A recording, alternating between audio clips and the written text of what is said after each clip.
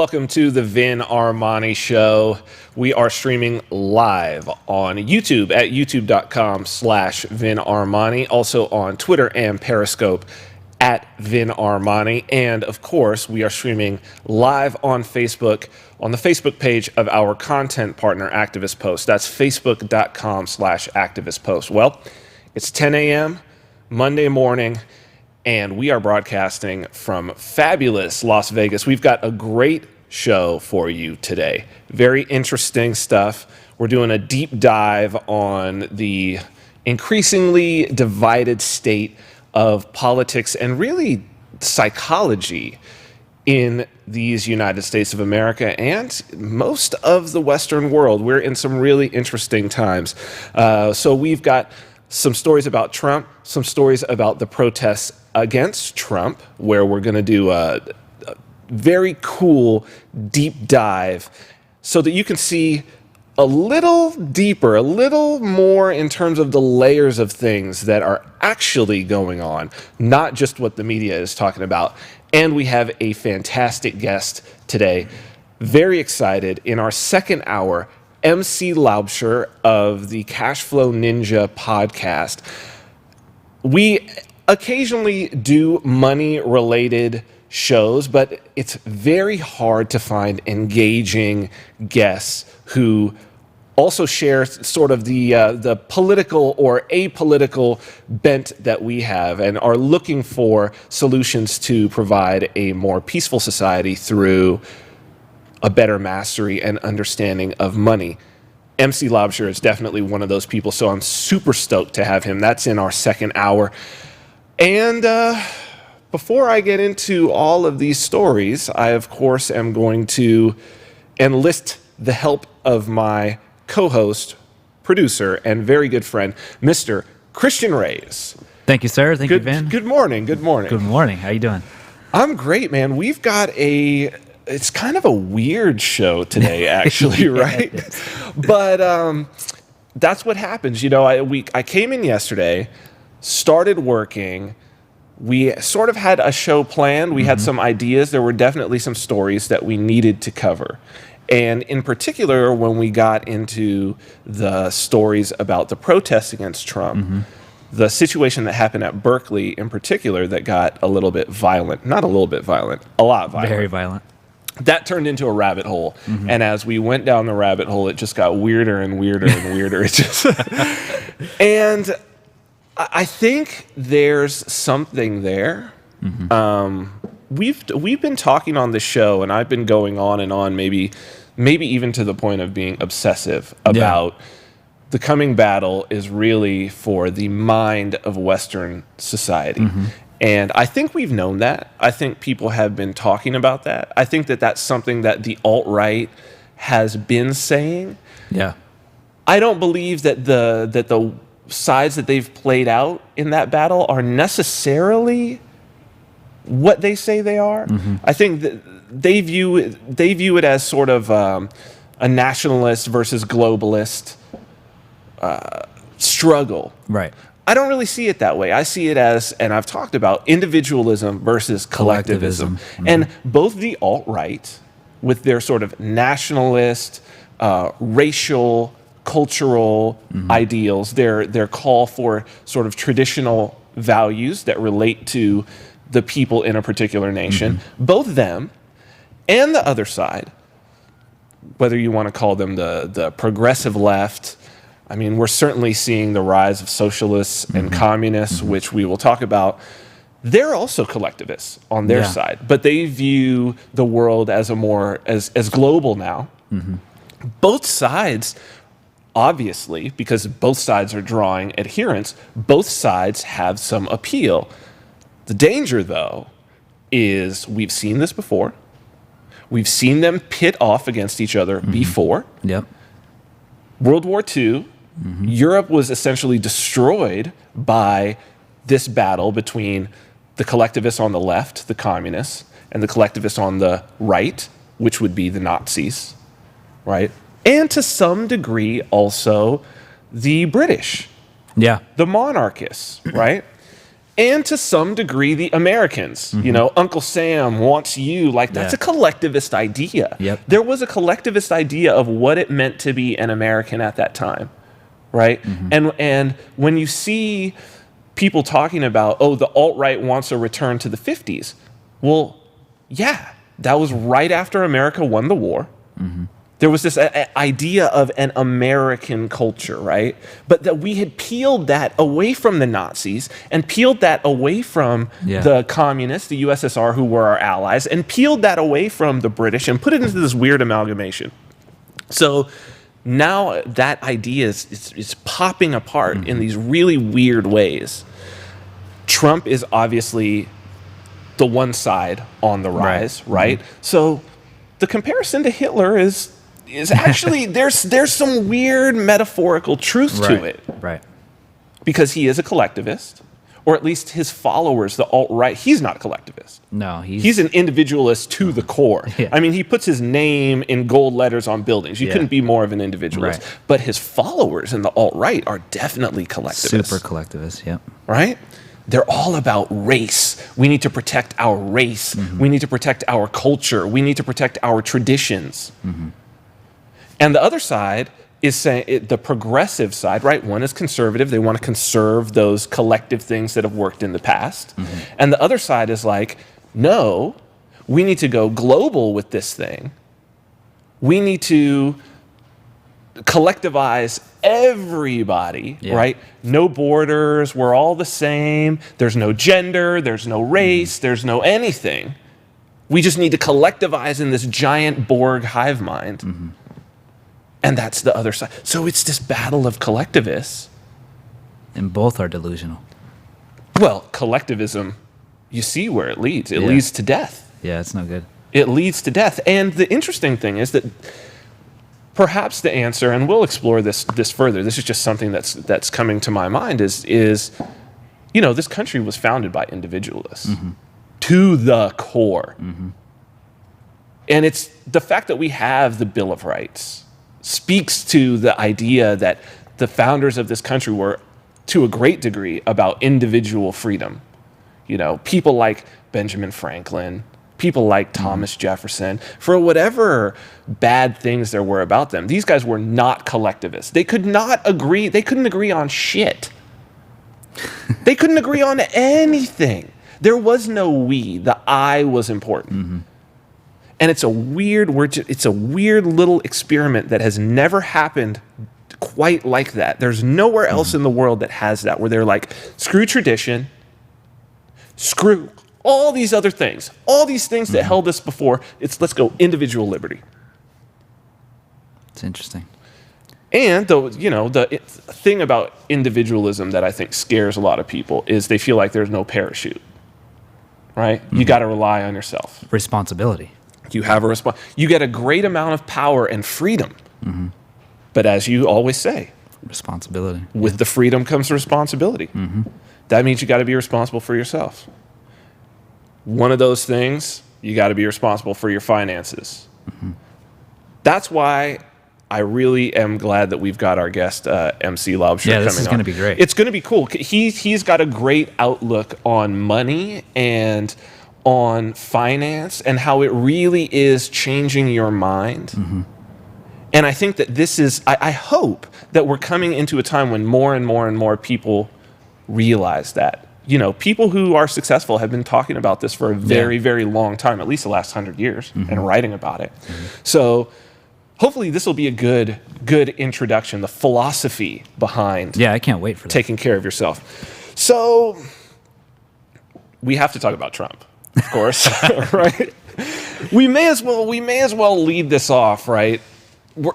Since we are individualists, and since we're going to be talking about the weirdness of the collectivists, I guess we may as well start on the right, and then we'll move to the left, because Trump has started in, and I said that we were going to criticize him for the things that he was doing that were wrong, and our first news story, God, I know this song.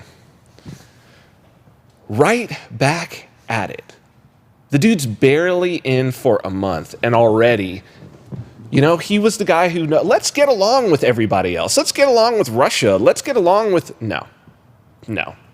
We're already walking down the path.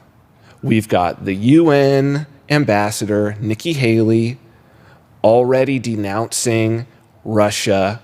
We've got Iran being sanctioned. And even more bellicose than that, something that I hadn't really heard, Donald Trump put Iran on notice. We have the story? The on notice story here? On Wednesday, this is from The New Yorker. On Wednesday afternoon, President Trump picked his first foreign policy fight and signaled who's currently in charge of those decisions. Some 7 hours before the former ExxonMobil chief Rex Tillerson was sworn in as Secretary of State, National Security Advisor Michael Flynn strode to the podium in a packed White House briefing room and, without advance notice, issued a combative warning to a foreign power. As, quote, as of today, he declared, we are officially putting Iran on notice. Such a weird announcement. Simultaneously, Donald Trump slaps more sanctions on Iran. This is from Bloomberg Politics. Trump slaps new sanctions on Iran, spikes oil prices. The U.S. imposed fresh sanctions on Iran as President Donald Trump seeks to punish Tehran for its ballistic missile program after warning the Islamic Republic that it is playing with fire. In a statement Friday morning, the Treasury Department published a list of 13 individuals and 12 entities facing new restrictions for supporting the missile program, having links to terrorism or providing support for Iran's Islamic Revolutionary Guard Corps. The entities include companies based in Tehran, United Arab Emirates, Lebanon, and China. Quote, this action reflects the United States' commitment to enforcing sanctions on Iran with respect to its ballistic missile program and destabilizing activities in the region, and is fully consistent with the United States' commitments under the Joint Comprehensive Plan of Action, the statement said in a reference to the nuclear accord Iran reached with the U.S. and 5 other world powers. So, Christian, what I understand about this story is that Iran did test a ballistic missile. Mm-hmm. Everything that I have heard and everything that I have read says that the ballistic missile that they tested was actually within the framework of the agreement that the Obama administration reached with Iran. So there were some binding terms, and then there were some kind of like suggestions in it, right? So they had some binding terms saying, okay, you will and will not do this. Mm-hmm. And then it used the terminology we call on. So it calls on Iran to not do this. It calls on the United States to not do this. This was, the testing of ballistic missiles was within the it call on thing. Okay. So it's, the weird thing about international relations when we talk about a stateless society, there is no uber state. Right. Although the globalists would like to have an uber state, right? Mm-hmm. But there is no uber state that can like really enforce this. So you have to do this dance, the same sort of dance that free and independent people have to do without a state. You have to do this little dance until the point at which it comes to blows. And when you start going eye for an eye, there is no one to calm it down. Yeah. Especially if Trump is viewing this, or if Russia is instigating this, that would be the only person who could really calm it down. Russia has great influence with Iran, and if we have a bad relationship with Russia, it could see us at war with Iran. Mm-hmm. And it potentially serves both sides, because Iran, after getting these sanctions, did something that has historically, at least within the past 30 years, been the precursor to war in the Middle East, and that is they ditched the dollar. This is from Zero Hedge. Iran just officially ditched the dollar. Following President Donald Trump's ban on travelers from 7 predominantly Muslim countries, the Iranian government announced it would stop using the U.S. dollar, quote, as its currency of choice in its financial and foreign exchange reports, the local Financial Tribune reported.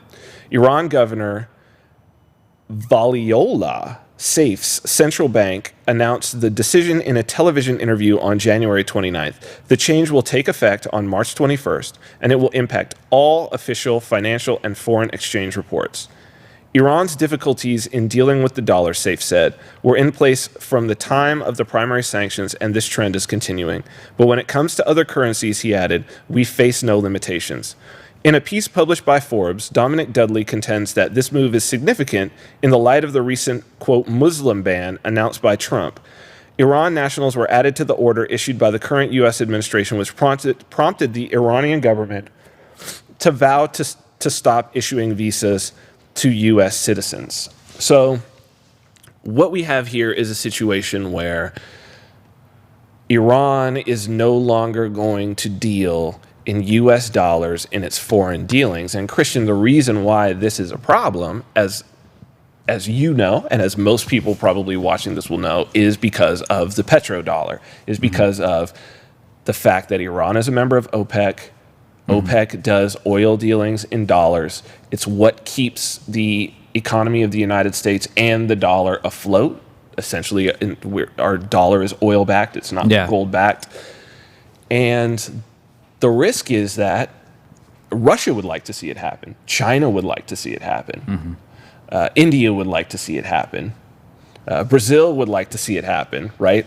All of these countries that are up and coming, developed nations, would like to see oil stop being traded in the dollar. And they've talked about trading it in the Chinese currency, the renminbi. They've talked about trading it in a basket of currencies.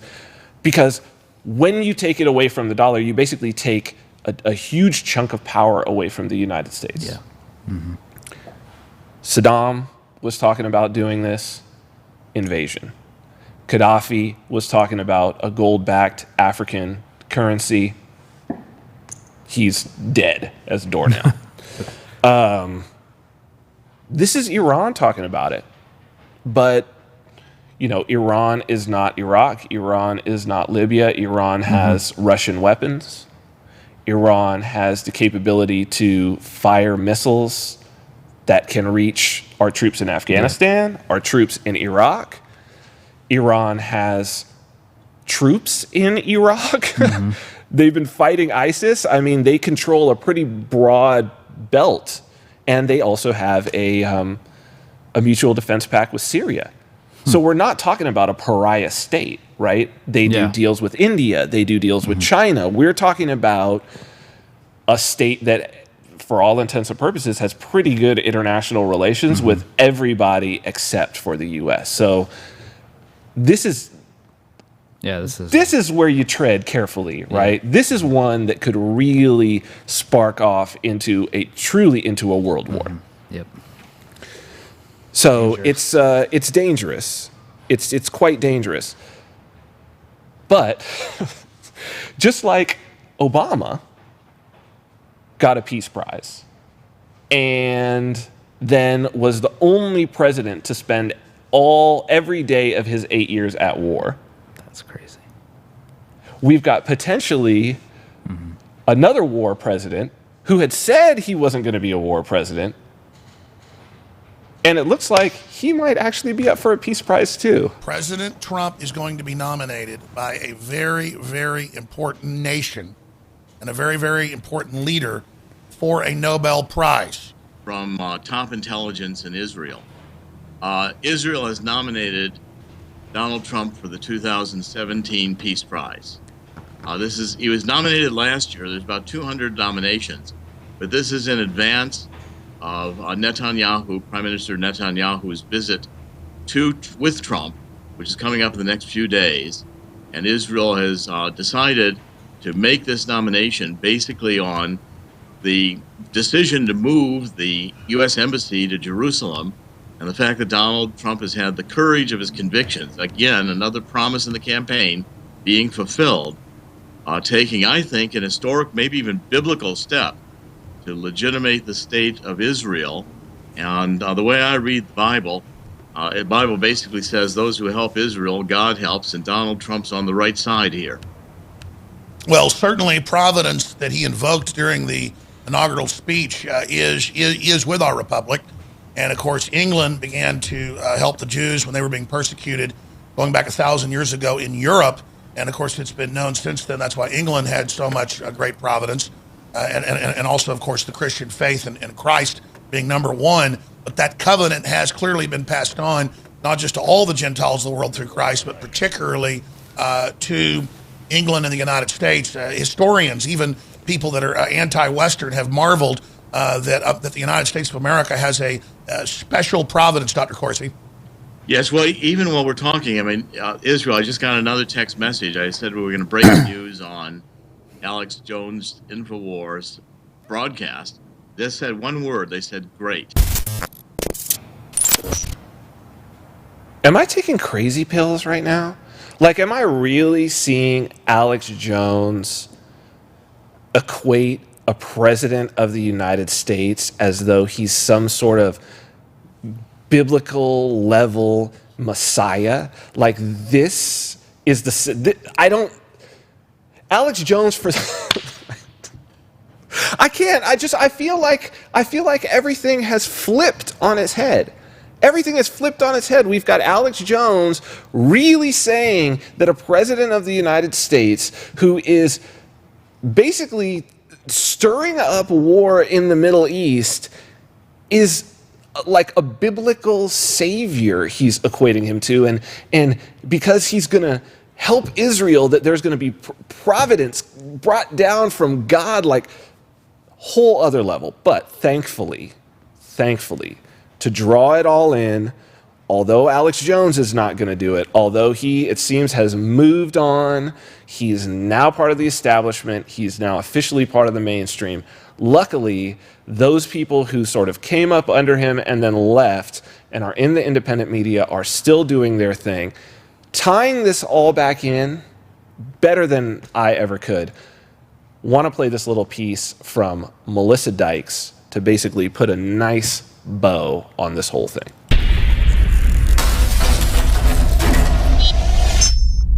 This is Melissa Dykes reporting for the Daily Sheeple. In the past week or two, we've seen an unprecedented push for war coming out of the new Trump administration that's going largely unnoticed by the majority of America, who are busy being distracted by and manipulated into a civil unrest over identity politics. Here are 5 signs that while everyone's distracted by the shiny things, America's being pushed towards war. Number 1, the travel ban. Right out of the gate, Trump and his chief strategist Steve Bannon released a travel ban on 7 majorly Muslim countries. The media went straight to work dividing people, calling it a Muslim ban, but it's not a Muslim ban. If it was, Trump would have included Saudi Arabia, the United Arab Emirates, and Turkey. And it isn't a terrorist ban either, or he definitely would have included Saudi Arabia because according to the official story, most of the 9/11 hijackers came from there. But if these countries do seem familiar, it isn't just because Obama's been invading and bombing them for the last 8 years. It's because they were included in a post-9/11 Pentagon plan to topple the governments of 7 Middle Eastern countries. This down from upstairs, meaning the Secretary of Defense's office today, and he said, this is a memo that describes how we're going to take out 7 countries in 5 years, starting with Iraq and then Syria, Lebanon, Libya, Somalia, Sudan, and finishing off Iran. Just look at this map and then trade out Lebanon for Yemen. The agenda continues with number 2. After Trump instituted his travel ban, Iran dumped the US dollar. The very next day, both Trump and his national security advisor, who's been described as a rabid anti-Iran warmonger, put Iran on notice. As of today, we are officially putting Iran on notice. This is all based on twisted versions of reality, including that Iran fired a ballistic missile and attacked a US Navy vessel, which isn't exactly the truth.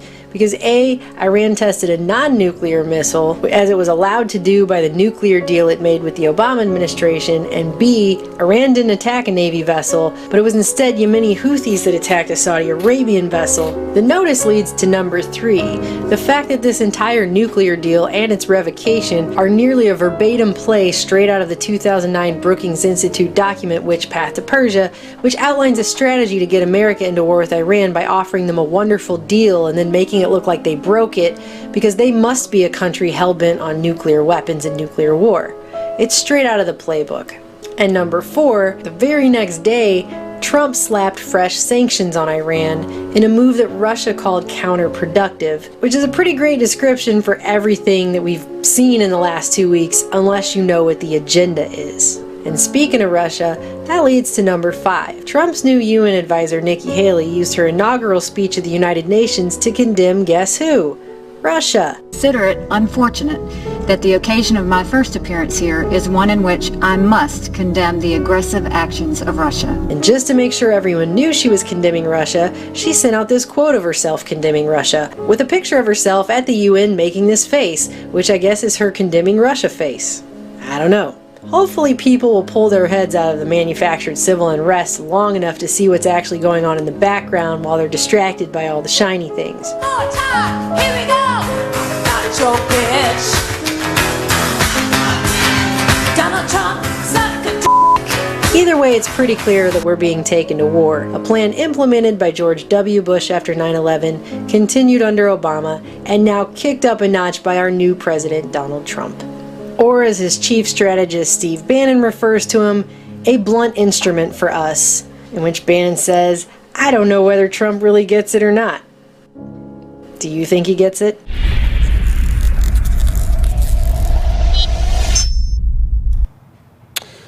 Great piece by Melissa Dykes, as always. I think that really puts a bow on it. The one place where I do disagree, you know, she calls the civil unrest shiny things and says that it's a distraction.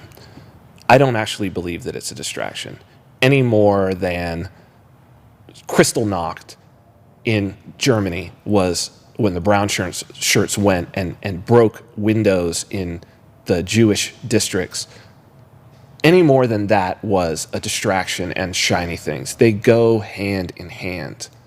Yes, the country is being led to war, but there are very powerful interests that would like to wrest control of the gun of the state away from the individual that has it, and powerful interests that possess the gun of the state that would like to dig their claws deeper in. And both of those parties are playing a chess game that is potentially very dangerous for the people in the United States and the people of the world. One way that this has become very clear, as I talked about on last week's show, is that these protests that are happening regardless of the things that Trump does. They are not looking for a reason to protest. They're looking for an excuse to protest, because the protest is part of the game. One prime example of this, as we spoke about this travel ban, there were protests, and we covered it last week, at the various different airports, JFK, big airports, LAX, which that's just murder because LAX is already just ridiculous, protests of Trump's travel ban. Now, a judge took the travel ban away, and the State Department as well and immigration removed the travel ban. But protests continued, for instance, at LAX. So we have this LAX. So this is it. At what point do we start seeing that it is just simply these videos, dude? At what point are we going to realize that these protests are theater? They're theater. They're trying to communicate a message, and what message are they trying to communicate, and who are they trying to communicate it to? So we have some video from LAX. The protest after the ban was already lifted, but they continued on with the protest. Let's play this video, and I just want to show you some interesting things because we're going to move through this. What's your sign say? Yeah, the yellow signs, those are Soros signs. Welcome here. Refugees are welcome here. Pause it. All right, so again, we are seeing these already made signs. Now, it's hard to make out what it says on the bottom there, but what it says is answer-la.org, which is the Answer Coalition. Living in LA and being part of the protest movement against the Iraq War, I know Answer very well. They're the organizers of many of the protests. Now, if you recall, last week we showed JFK Airport and the pre-made signs, and it was a Workers' World Party. Signs that looked very, very similar. They were black on white as opposed to black on yellow. But just to give you an idea of who Answer is, if you would, Christian. So, this is from Wikipedia. Answer characterizes itself as anti-imperialist, and its steering committee consists of socialists, communists, civil rights advocates, and left-wing or progressive organizations from the Muslim, Arab, Palestinian, Filipino, Haitian, and Latin American communities. Now, what I will tell you is that most of the people involved with Answer are white.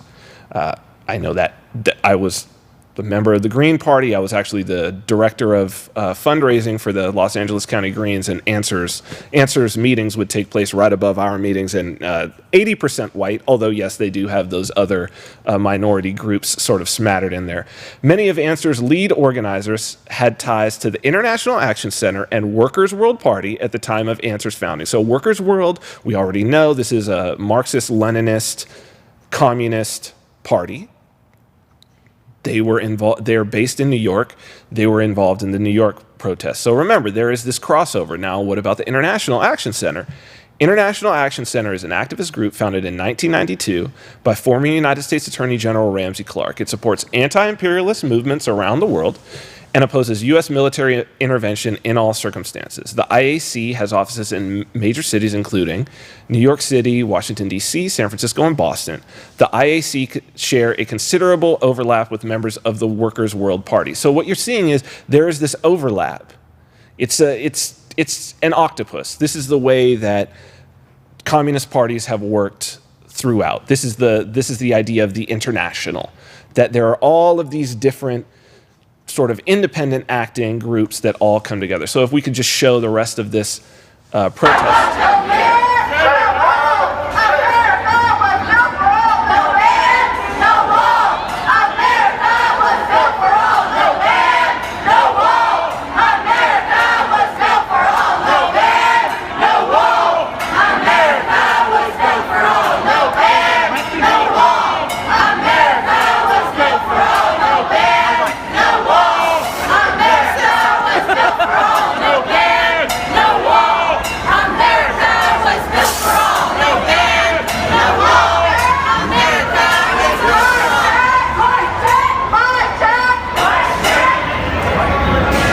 Check. So we have permission and we're going to start marching around the airport.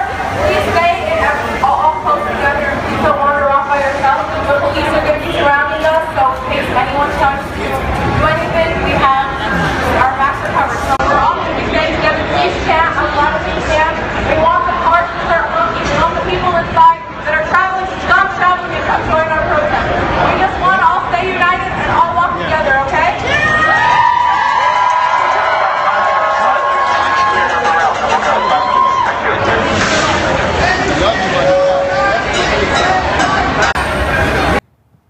So we have a protest movement that a big part of that message, because it's a part of the communist message and has been part of the communist message, is that it is anti-fascist. And part of the fascist message is that it is anti-communist. That was the Reichstag fire was set by a communist. Like Hitler's big thing was we're against communism. The communist big thing is we're against fascism. They're both collectivists. They're both looking for the top of the collectivist heap. They're just different teams. Two teams playing in the Super Bowl. But people who don't know shit about politics are falling right into it, even though they don't know what the extent of authoritarian collectivism is. Here is Sarah Silverman this week saying, "Wake up and join the resistance. Once the military is with us, fascists get overthrown, Mad King and his handlers go bye-bye," with 4 hearts. Now, calling for a military coup, for the military to stand with the leftist collectivists, with the communists, against the administration. What she's calling for is exactly what led to the October Revolution in the USSR and pretty much every other revolution that has been a communist revolution.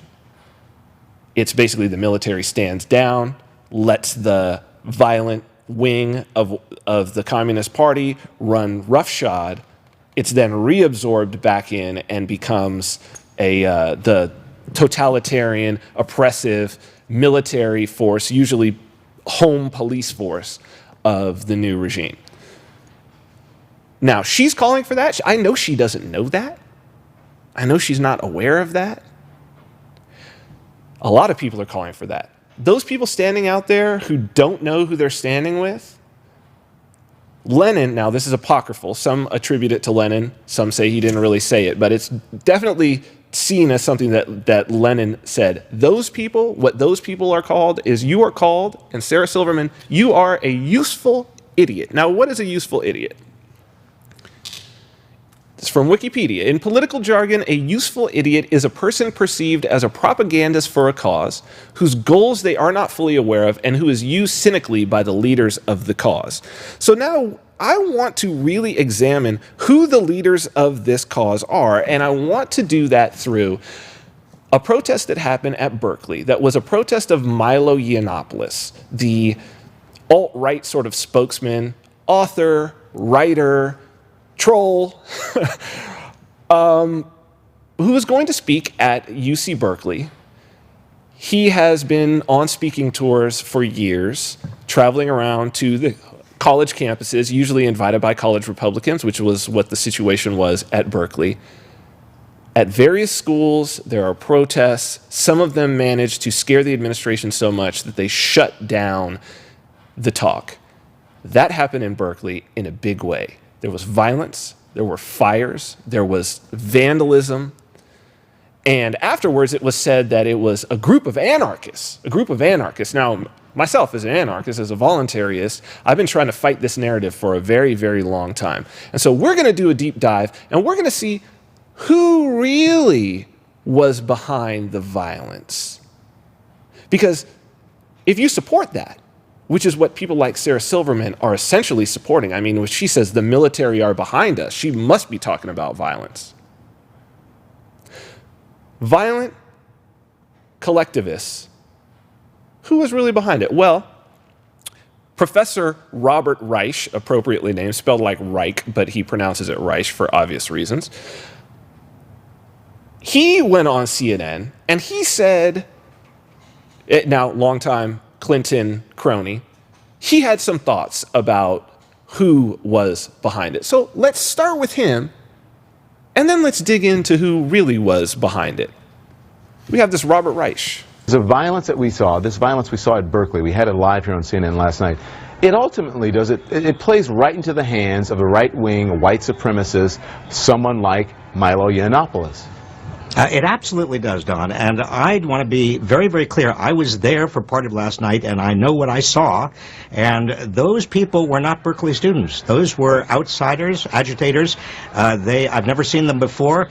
There's rumors that they actually were right-wingers. They were part of a kind of a group that were organized and ready to create the kind of tumult and danger you saw that forced the police to cancel the event.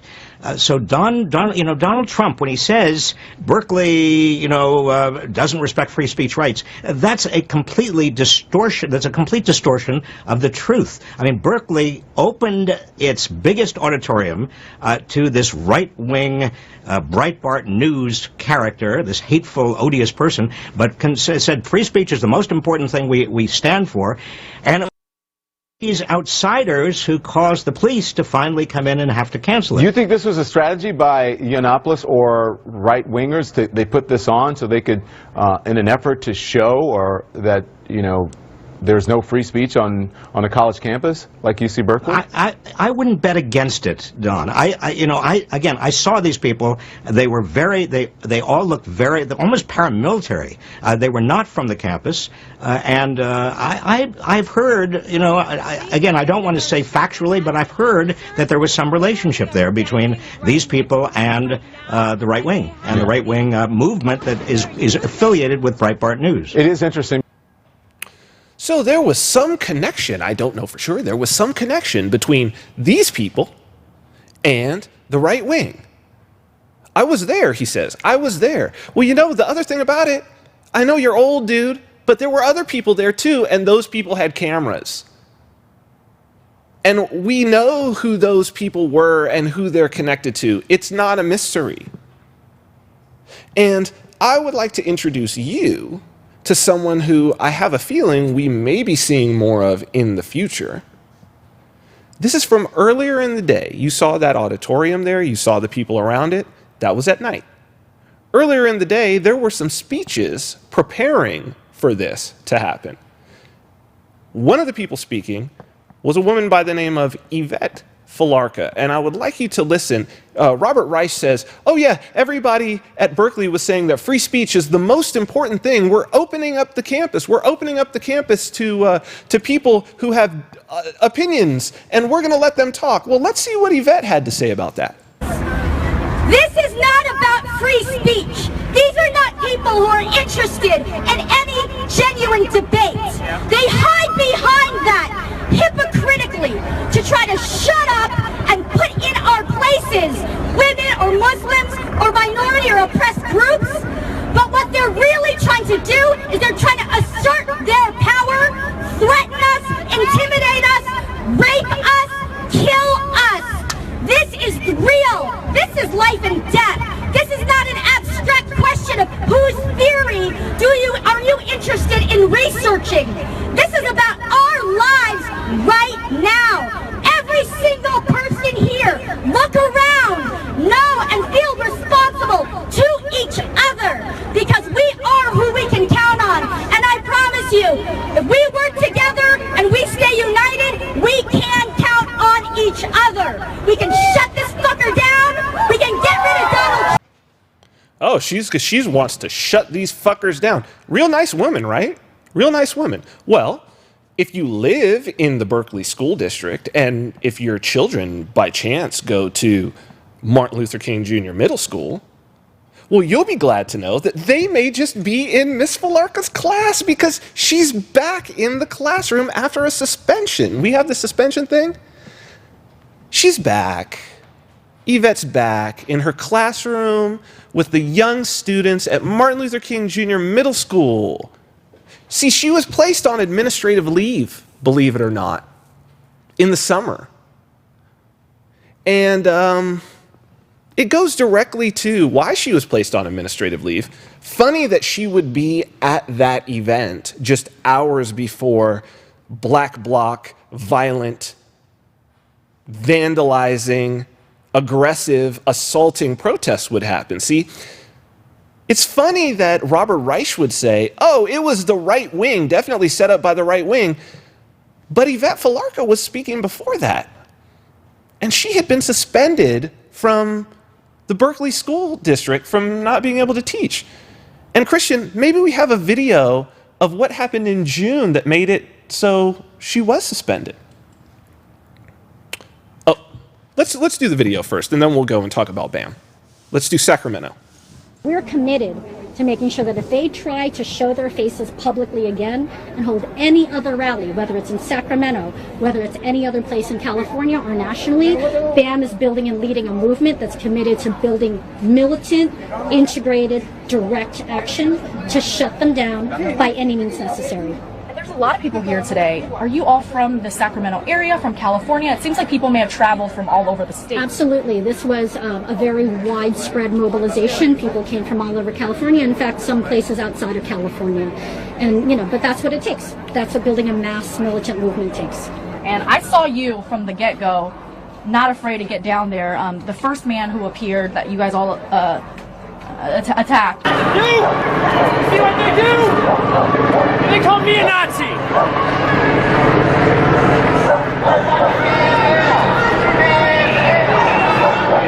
Sir, do you see this? Is there no action that's going to be taken? These violent anti-fascists, they're not going to have anything done to them, are they? Nazi, come get the off our... Okay, so I'll just narrate for the podcast. Here's Yvette Falarca We don't have freedom of speech. bumping against a guy who was there organizing. Now she's punching him. He's not doing it. He's appealing to the police. They're doing nothing while he's being punched. She's now pulling on him. She's assaulting him. Now the rest of them jump in. Now he's being kicked. He's being kicked on the ground. He's being stomped. Get back! For anyone four who may of her people criticize stomping the him. militant tactics or the violence, what would you say? I say it's self-defense. And here we see them There's chasing. no free speech for fascists. No free speech for fascists, she says. And a lot of people have their face covered, didn't want us to show their faces. You, on the other hand, are speaking to us. You don't have your face covered. Talk about the difference in the protesters. It seemed like there were different groups. Everyone had different. There were different groups. People had, have different ways that they approached the struggle. Now there's a riot. Oh my god, dude. The base hurts. Yep. Oh my god, dude. Put those sunglasses on if you have them.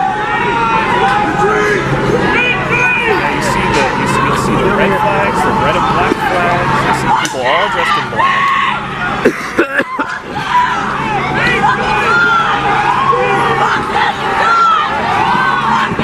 They were not able to hold any kind of demonstration on the West Steps or any steps of the Capitol, and that was absolutely because of the militant, integrated, direct action of the people who came out. BAM mobilized to get people out here to shut them down.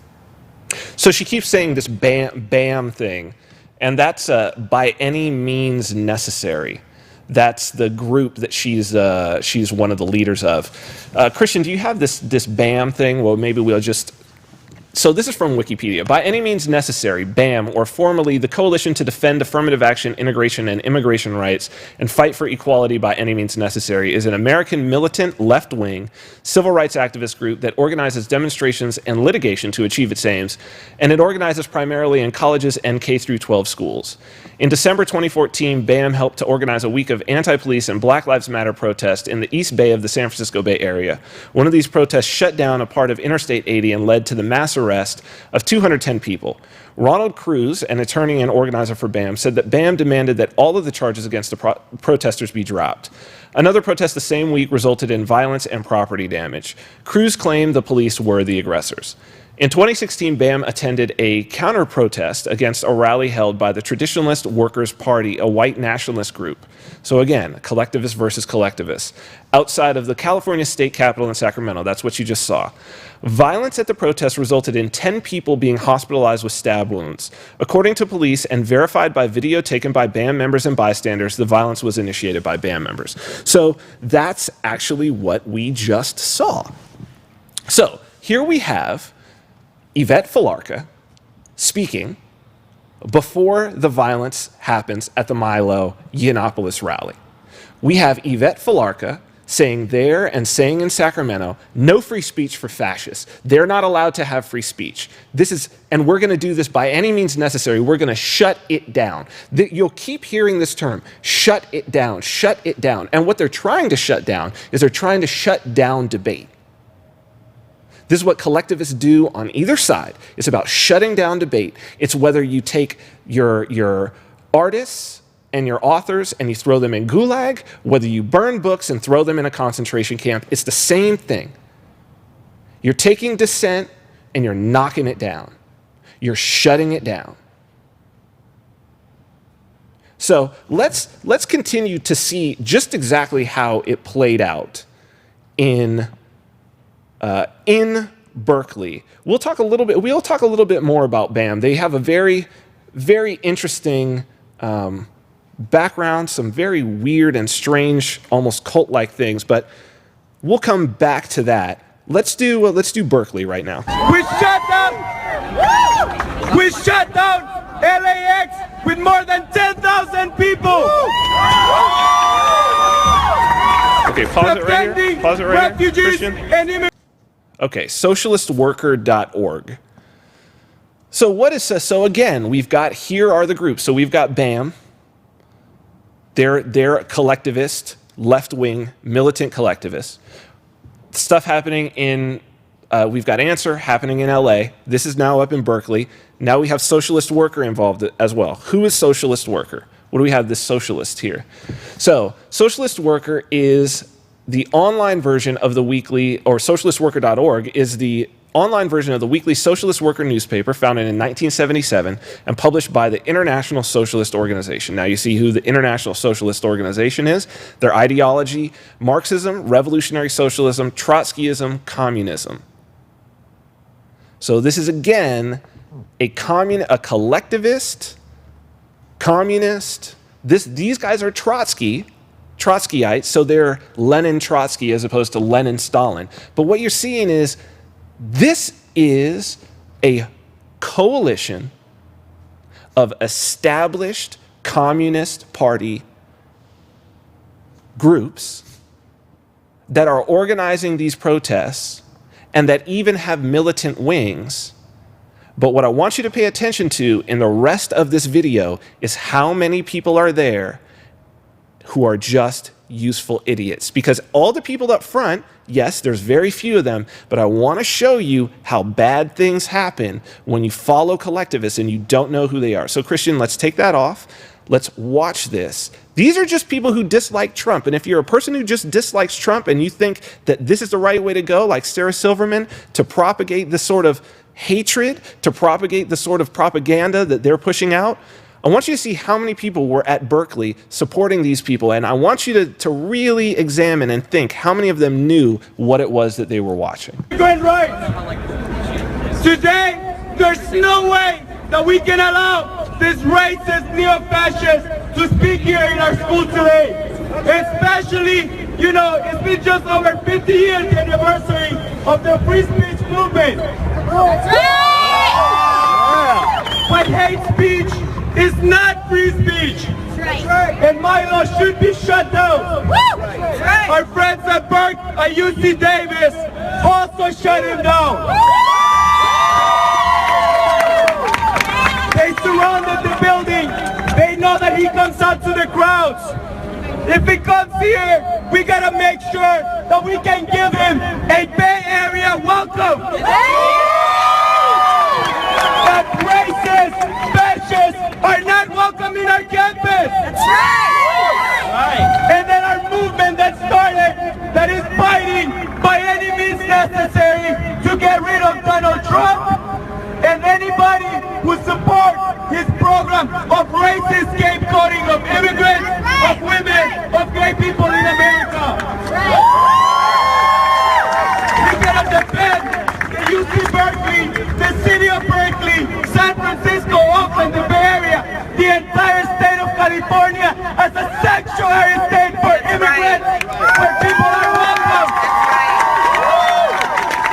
And we gotta make clear tonight, in action, and work collectively to make sure that Milo Yiannopoulos feels unwelcome and never wants to come back again to our campus or to the state of California.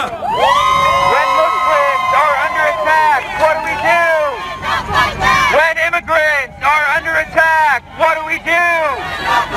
When immigrants are under attack, what do we do?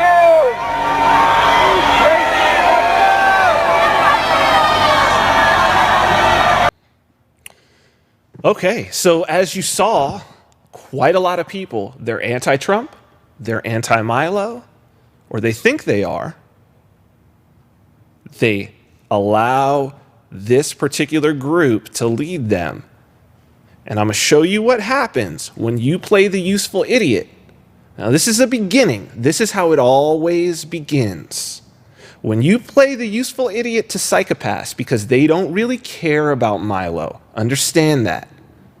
They don't really care about Trump, understand that, because they were already doing this. They've been doing this for years. What they want is violence because they're psychopaths. It's a part of the structure of their organization. You want to see what happens?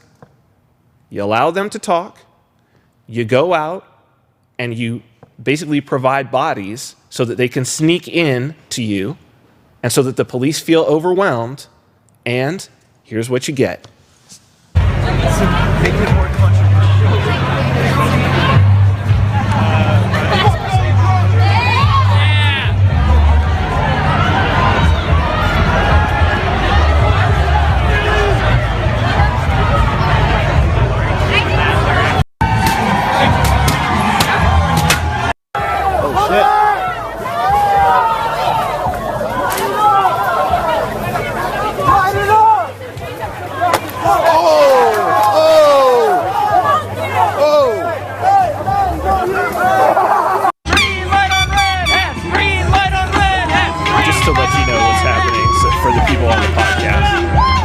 You've got protests. You've got people wearing Trump hats being assaulted. You see the black and red and brown. There's a narco-communist. These people are not anarchists. You can't be an anarchist because if you're against the state, you're against violent coercion. Now they've just knocked down police lights. Now they're jumping on somebody's car, banging on it. The car's driving away with somebody on the hood. Oh, I don't know. It's just protesters here right now. Who knows? I think it's still up in the air. What did you want to hear? It's ABC. It's Channel 7. It's like ABC 7. I'm not exactly certain what you mean by that necessarily. What did you want to hear when you attend that speech? What did you want to hear? I think that anyway.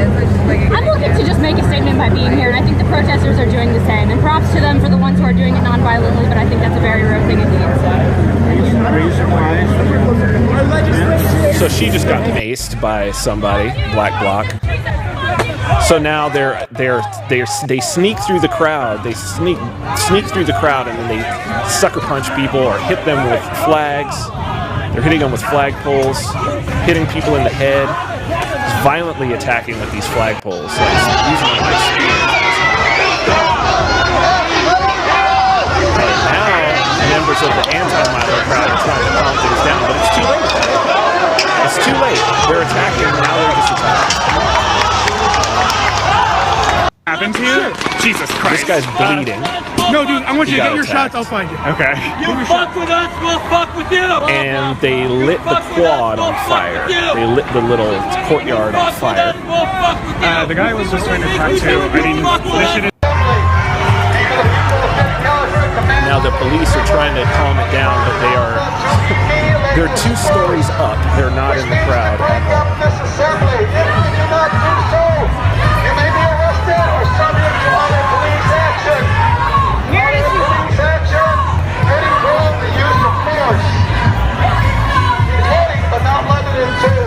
Chemical agents, batons, and less lethal munitions. And now you see them doing that all-black bloc march. And you'll notice you see the exact same flags that you saw at the riot in Sacramento video that we showed you before. So you see the exact same flags. You know who it is. There's no question who it is. They're very open about who it is. And yet, Robert Reich is going on CNN trying to tell America, on fake news, trying to tell America, yeah, that was all set up by Milo. It was set up by the people at Breitbart. They are violent. They are violent. Now, here's what's interesting. You heard just now the people opposing Milo, but maybe you've never actually heard Milo speak. Maybe you must be wondering, like, what goes on at one of these speeches that they don't want? That they don't want this guy talking. He must be like some Nazi. He must be riling people up. Now, a little bit about Milo. I'm going to show you what it is from his college tour, exactly what he does during a question and answer period. Let me tell you a little bit about Milo if you don't know. He's from Britain. He's of Greek, Jewish background. So he's a Greek, Jew, Brit. He's gay. And he exclusively dates black men. So, gay, Jewish, foreigner who exclusively dates minorities, but happens to skew right. And what is it that Milo talks about that is so dangerous? His new book is called Dangerous. What is it that he talks about? Christian, you want to play this Milo clip? Hi. Hello. Okay. My name is Tanae. I'm the current president of our NAACP chapter. Great. And so I just have a few questions. During your entire presentation, I noticed that you failed to mention that feminism is the belief that men and women are equal. So do you not think this? And then also, I noticed when you were talking about America's values and about how great America is, you failed to mention that our nation was built on the power of white men without the acknowledgement of black people, the Indians, women at least. So do you not think that men and women are equal? Do you not acknowledge the problems that we have here in America that does, in fact, not make America great? All right. No. Let's be respectful. I mean, not triggered. I understand how to handle myself, unlike some Trump supporters. Guys. It was a perfectly reasonable, respectful question. Let's be respectful. Thank you. On the first half of your question, women don't agree with you. Fewer than 1 in 5 women in America describes themselves as a feminist, even though over 85% of them believe in inequality between the sexes. Why? Because they know that feminism has become something different now. They know that the feminism you're talking about, it's very convenient, isn't it, to sort of treat men like shit. And then when people say, I'm not a feminist, say, oh, but feminism's out of quality. That's not what feminism has become. It's not what feminism is anymore. Feminism is a mean, vindictive, spiteful, nasty, man-hating philosophy. So that why has very would you little, well, let me promote- finish, because I let you finish, okay? That has very little to do with the equality of the sexes and a lot to do with man-hating. And the way that you know that is women are abandoning it in their millions. Women don't want feminism anymore. They have rejected your version completely. They don't agree with you. In the UK, the numbers are even worse. Just 7% of women in the UK describe themselves as feminist, despite the fact that 92% of women in the UK believe in equality of the sexes. It's very clear what's happening. They don't believe that those two things mean the same, because if they did, they'd give the pollsters the same answer to both those questions. Women know that feminists say one thing and do another. Women know that the primary purpose of feminism these days isn't to promote equality, it is to beat down on men. So you've lost, you have a big PR problem on your hands, and when you come up and say, well, how dare you not mention that it's actually just about equality of the sexes, don't you believe in equality of the sexes? I very clearly said in my speech multiple times that I do, and that I love women, that I care about them. But, this sleight of hand that feminists play, when they're perfectly happy to treat men like shit and spread these conspiracy theories about the patriarchy, these lies about the wage gap, lies about campus rape culture, and then turn around and play the victim and play innocent and say, feminism's just about equality. Give me a break. Give me a break. So, as to your second part of your question, I get some shit from conservatives for this answer, by the way, but I agree with you. I agree with you that there are structural historical problems in this country. I agree with you that black community has been treated like hell by both Democrats and Republicans. I just don't think Black Lives Matter is the answer. I don't think that throwing your toys out the pram and burning your own cities is the answer. I think better schools would help.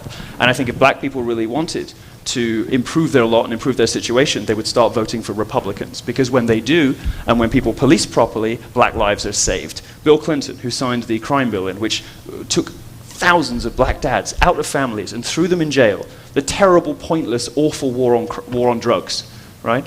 Replacing, the black dad with the state, which is what Democrats have systematically tried to do to you guys for generations. And Black Lives Matter's response isn't to say, we're going to try voting for the other guys because 40 years of this hasn't worked. What we want is better schools so that a poor black child who is smart could go to Harvard. They don't do that.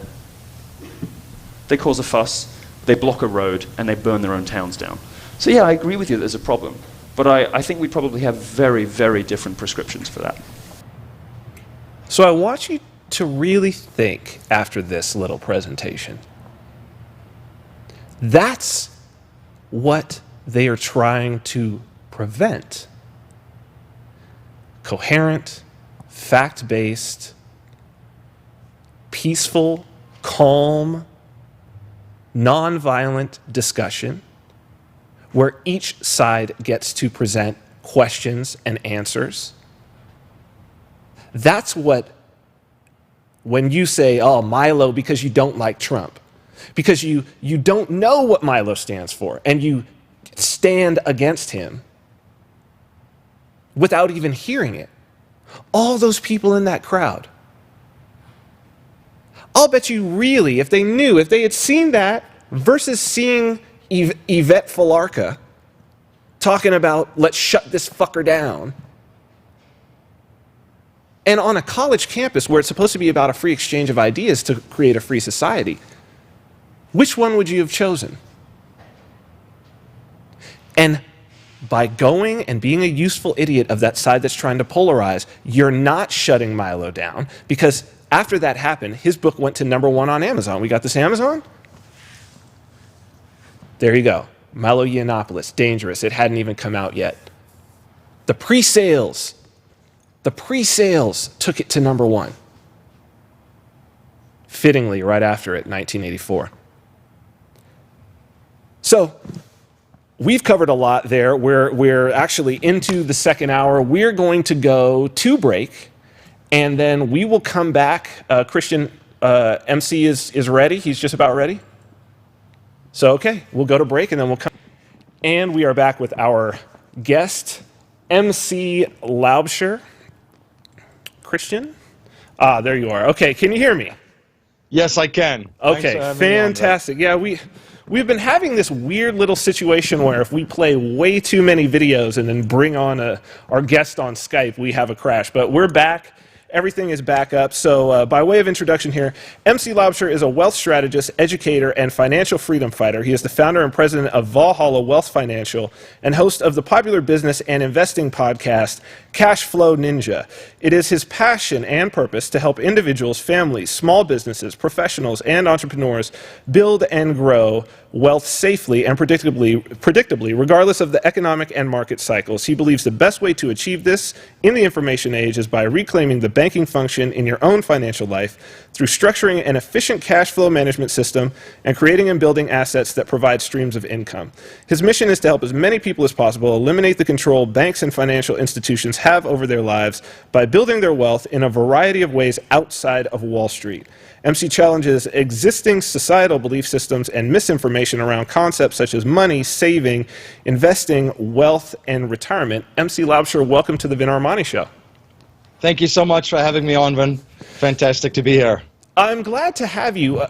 You know, I've listened to a lot of your content, and something that I find great about what you do, and how I would like to start this out is, you talk so much about how really the key to building wealth is a sort of change in consciousness, a change in your attitude and how you approach the world, and how people who have gained and maintained wealth, particularly through generations, tend to just think differently than most of us. So if you could, for those people who, and like myself, although I have been lucky to create things that people really enjoy, and I, through that, have been comfortable in my life, I'm not the most financially astute person at all times. So if you could just, as a starting point, could you talk to us about what is wealth exactly, as you define and understand it? And then, just on a very sort of high-level view, what is it that most people are missing mentally, consciously, about how to acquire and how to maintain wealth?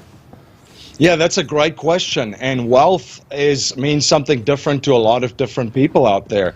Obviously, a very, very big part of our wealth and being a wealthy person is our health. Because the shape that we're in and our health definitely contributes to the way that we're thinking. Also, wealthy can be in the form of having soulful relationships with loved ones, or even romantic relationships.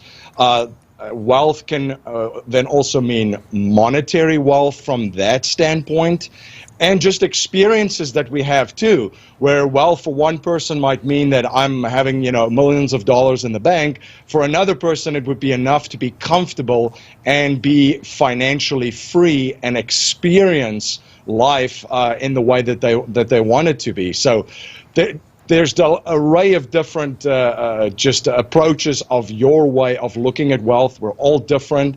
We're all unique. We all have special gifts and talents. And we all walk a different road. We always compare ourselves, and that's tying into a little bit of wealth. But we always seem to compare ourselves to other people out there. What are they successful in? What are they achieving? Not realizing that we're all on our own little path, and everybody's race is different than the person next to you.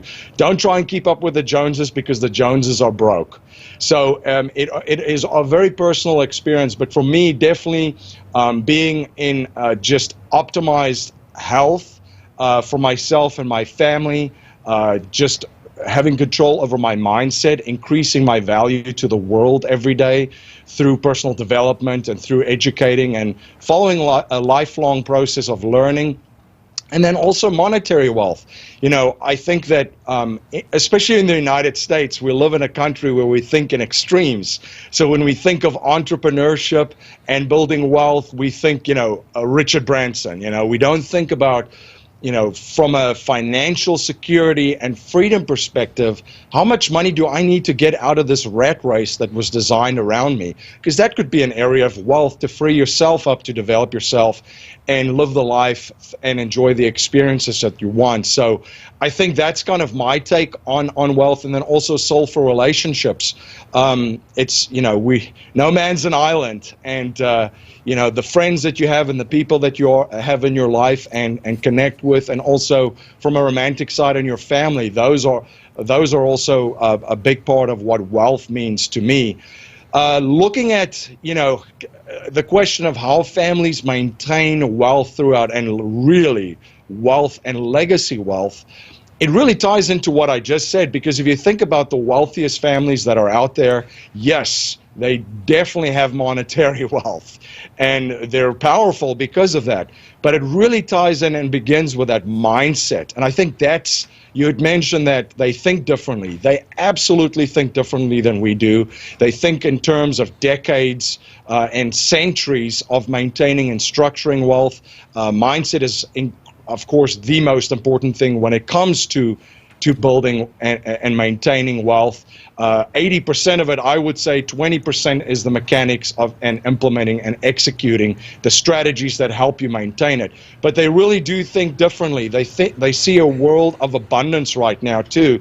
You look at all the millionaires and billionaires that are out there. Again, not to the extreme version, but these folks all know one thing. They know the universal law that the amount of value that they put out into the world comes back to them in many different ways. And we all have different currencies too, right? Not just money. But they know that the more that they put out, the more that they produce for others through their services and product and increase their value to the world, the more will flow back into their life. So when you look at these families, you know, and through generations, even their children, they learn a lot of different things. I was fortunate enough to converse with Robert Kiyosaki, that wrote in his book Rich Dad Poor Dad, the rich don't work for money. They work to create assets and value for others, and they work to learn. So it's definitely a very big mindset shift. I saw that you had interviewed Robert Kiyosaki, and I was like, wow, what a coincidence. My mind was very much shifted by being past his Rich Dad Poor Dad book, but I think probably back in about 2001 by a friend that I was doing some business with, and it really did change my personal outlook, even though I come from a family that's a family of entrepreneurs that have been able to pass down some wealth throughout the generations and keep each other relatively comfortable. I unfortunately, my mother was not the entrepreneurial sibling of the family, and went off and became a teacher, and so I sort of missed out on some of those things and rediscovered them later. But it's an interesting point that you bring up, and we talk a lot about politics on this show, and I think that there's a definite disconnect and divide, I think, because so few people in American culture have this background, especially now. I think maybe back when more people were farmers, more people had small businesses and shops and actually had to own land and take care of real estate. I think at that time, the American, and certainly towards the beginning of America, and I think you're South African, right? So obviously, right. Same sort of situation of these people coming into an area and having to build great wealth. I think it was much more known, but something stuck out to me in the primary debates of the Democrats when Bernie Sanders said, "I learned economics growing up in a poor family in New York." And I said, it really stuck out to me, where I was like, that's really not necessarily where you want to say you learned economics. And on the other hand, it's something that I've spoken on this show and with people about, is that if you don't understand the concepts that you're talking about, it really starts to become hard to understand Trump and the Trump family. on any significant level to understand where it is that they're coming from and have a frame of reference, because they're of that, they're not super wealthy like a Rothschild or something like that, but that mindset is obviously still there and has been passed through the generations. How did you yourself develop a desire, or what was that sort of awakening moment for you where your consciousness shifted and you started to view this thing in a different way? This is a very good question. So I also grew up in a family where it's not entrepreneurial or sales focused. So yeah, I would say that I wasn't really even good at sales or didn't have any of these mindsets that a lot of these wealthy people had. So I did realize when my mother placed the book into my hand around about the same time that you came across it in 2001 of Rich Dad Poor Dad, that kind of took me in a different direction. And I realized that there was another game out there. I was very privileged to go to a prestigious school in South Africa where a lot of wealthy families do attend that too. So I kind of have always been around people that have had significant wealth, but I never really knew how they got it. And I think that's where a lot of people find themselves. So I made it a mission of mine after I read Rich Dad Poor Dad that I really wanted to know exactly how the game works, because there's clearly different sets of rules that everybody plays at, the rich, poor, and the middle class. So from a sports background, you know, I played representative sports, rugby in the United States for a while. I always followed the modeling technique. And I picked the best players in the positions that I played. I studied them. I cut up tape, you know, obsessively try to learn everything I could from them. Their lifting schedule, what they do for strength and conditioning, their diets, and so forth. So I kind of went in with following that same approach. So then you look at, okay, where's the wealth, especially in the United States, and you look at the Rockefeller family office. Mm-hmm. And then you study what's going on there. You learn everything you can about these individuals through autobiographies, and there are books that kind of opens up the family office for you of what they do inside these family offices, because it's completely different what they tell the average person in the street there to do and how to maintain and build wealth. But I think in Rich Dad Poor Dad, I think at the end of it, there was a list of books to read. And actually in that book was The Creature from Jekyll Island from Mr. G. Edward Griffin. Yes. And that's the one that really took me down the rabbit hole and really opened up my eyes, because I kind of knew the mindset and how these people think and all of the other things. And I kind of had an idea in researching into these strategies, how they thought. But how did the game work, right? What was happening? Why are they doing certain of these things? And I think he really breaks down magnificently what money is and what money is not, and how the game really works and how the system is designed and to be built. And I think from a solution perspective, instead of being really depressed when I read this book and figuring out, you know, awaken to what was going on, I try to come up with solutions in my own life and realize that, hey, you know, you can be a victim like most people these days would want to be, because that's actually encouraged, or you could be a person that learned the game, figure out a solution to this, and implement and execute that in your own life.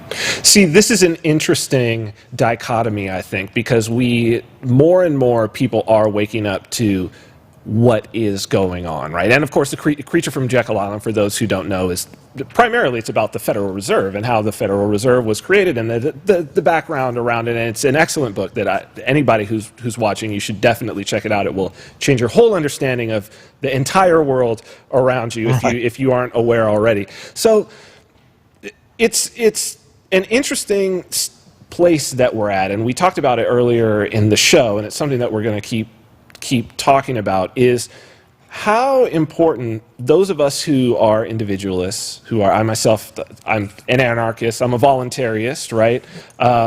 Agorist. I've also been an entrepreneur, and I mean, I'm financially independent in terms of the fact that, you know, I don't have a boss to report to, and I don't pull a paycheck. I own my own businesses, and that's what pays my bills. I think it's, for many people, very, very difficult, because without an understanding of how to even start creating wealth, how to even start down this path, the idea of, for instance, losing their job and there not being a safety net is so frightening that it actually, I've found, allows them to be okay with a lot of the immorality that goes on with things like the Fed, with the state doing the things that it does. It allows them to be okay because they say, well, if it wasn't there and something did happen, I don't really have the tools to take care of myself. So I'm sure there are some people who are watching who that's the place that they're at. I know most people, that's the place that they're at. If you had, I mean, in your experience of speaking with people who are thought leaders in this field, if you had one, I don't want to say reassuring, but if there was one concept that you could say before we actually get into, because I want to talk about the actual hard, concrete things to do.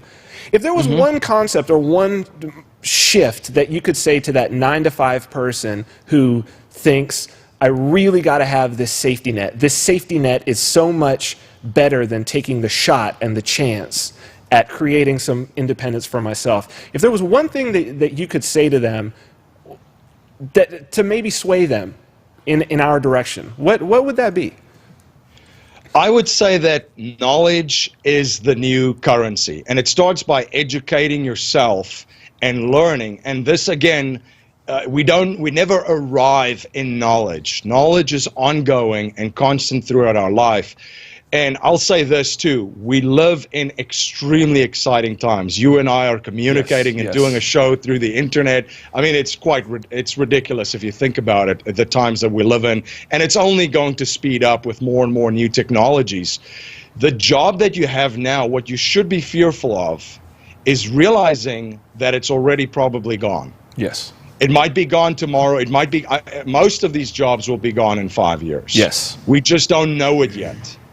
So I think that should be, instead of, because there's a lot of fear, right? And it ties into education and knowledge again. Schools do not empower people to be self-reliant, independent, free people. Yes. And you have to understand that too. And that, I mean, we could do an entire another show. Absolutely. Just on that. And we probably should. Yeah, and you do have to realize that. I mean, there are fantastic books that you can read. Mr. Goddard wrote a book from Weapons of Mass Instruction. And I mean, there's a ton of material already out there. It's a Prussian school system model that we're following that is primarily implemented to achieve the following outcomes: create soldiers that will follow orders, that's loyal and will die for a flag, and factory workers that listen to bells ringing and lunch break and all that stuff that works in the factories for corporations and putting these weapons together. So you do have to understand that the schools are not going to teach you this. This is something that you have to do yourself, and it's a decision that you make. Even in the wealthiest institutions, a lot of those families that have these wealth, the education is by investing in themselves and what they learn from their family members. Now, we don't necessarily have Rockefellers for family members, but you can find a Robert Kiyosaki, you can find a Vin Armani, you can find, all these other amazing people that are out there that have a lot of educational material already in there of how to empower yourself, and find these folks on there, because that's one thing that I hear a lot too, Vin, is, well, who do I have for a mentor? Who's going to mentor me? MC, you've come across mentors. And I mean, right now with the internet, YouTube is a fantastic source for that. Right. So I would say, know that the job that you're in is probably gone in the next year or 5 years, and start to empower yourself, become a free, self-reliant individual that thinks for himself, forms his own opinion, that doesn't regurgitate garbage that they hear on the news or in newspapers every day, but actually think for yourself what all this stuff means, and dissect it, analyze it, and keep on educating yourself, because the new currency in the information age is knowledge. So that's what I would say to someone that's there. And again, we think of it in extremes, especially in the United States. I'm not saying quit your job and be Richard Branson tomorrow. This could be something that you do really just as a side hustle, start to create a little online business for yourself. And it doesn't, money is not an excuse. Trust me, you can have a t-shirt shop up and running for under $100, For sure. making $300 or $400 a month, which I know a lot of folks are doing already. So a side hustle with that, and once you get a couple of those going and increase those, that income can eventually replace the income that you have at work. So there you have security already in place. And while you're doing this, you're learning. You're out there, you're communicating with other people, you're in the marketplace, this free market that still exists in pockets. And by the time that you need to take that leap, there's going to be confidence, there's going to be financial security too, and you would have empowered yourself by investing in yourself first. I love that. You know, it's interesting you brought up YouTube as an educational resource. I read something this week about a woman who built a house completely from YouTube tutorials, which I thought was, which I was like, well, that, if you can do that, there's probably, I mean, anything that I've been looking for, even I'm a software developer, and anything I've been looking for recently, there's been somebody who's, and it could be some really super obscure thing. I love what you say there about the side hustle, and it's something that has proven true in my own life, sort of as I was getting my own independent thing going, is that I would have a 9-to-5 job, and oftentimes it was a job that was kind of a dummy job that paid pretty good, you know what I mean? Some amount of skilled labor, but that I didn't have to take anything home, wasn't super stressful. And then on my off hours and when I was at home, I had a side hustle going on. And invariably that side hustle generated something. Sometimes it enabled me to go into a whole other career that was much better paid, because that's the best way to learn, right? So many people, I mean, I think I probably already know, but you know, we talk about the public education system being bad, but I think so many people now, and people that I talk to, are like, oh, I don't like the situation that I'm in, so I'm going to go pay to go to school. I'm going to go take out some loans. I think maybe I should just go back to school. I'll just go back to school and I'll do. I always tell them, what is it that you want to do? Why don't you just go start to try doing that? Right. How do you feel about the both the impulse to go to school, and then also this new industry that I feel is almost preying on people, almost predatory schooling, secondary schooling, as it were. What's your opinion on that whole phenomenon? Yeah, no, it's one of the biggest scams that I've probably seen out there, and there are a lot of scams out there. But the educational scam is just, it is really sickening to see what we're doing to generations of young people out there, because it's all part of the programming, right? Go to school, get good grades, don't fail, don't take any chances, don't take any risks, go find that corporate job after school, work for a corporation for the rest of your life, give your money to Wall Street, and while you're working, go do your MBA and all that kind of stuff too. And it's always like going back to the educational schools. It is a model that has failed so many people. So many people are not prepared for what is happening out there in the world. It's an industrial age model again. You know, I'll just give you an example. In the marketing space right now, podcasting is obviously really on the upswing, and it's a very, very big trend out there. And it's really, really very, very effective to get your message out there, plus also to introduce yourself to your avatar or people that you would want to do business with, right? Sure. They don't even teach podcasting in marketing programs in most of the schools and the people that I've talked about at universities. So that tells you how they're preparing you for the future already, right there. Everything you need to know. You know, just looking at where we're at right now, you have to understand where we are. We're in the information age. Like I said, one of the most exciting times ever. I'm so lucky and fortunate enough to be alive in this amazing time and live through this. We have an industrial age school system that enslaves, I would agree with that, young people, to burden them with debt. You know, and as an 18-year-old, Vin, I didn't know anything when I was 18 years old. Let's be honest. I was a complete muppet. So for an 18-year-old, you put in front of them these documents that they feel, because everybody's doing it, right? All their friends are doing it. So now they sign a contract that they have no idea what that contract means. I think it's really, really predatory lending at its finest, because that is not a voluntary transaction, and you and I have the same philosophy between free trade and voluntary transactions between individuals.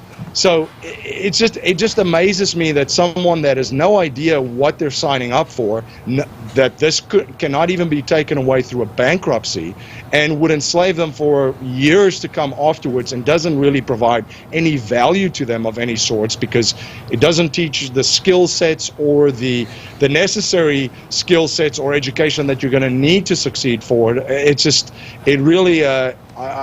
It's kind of sickening.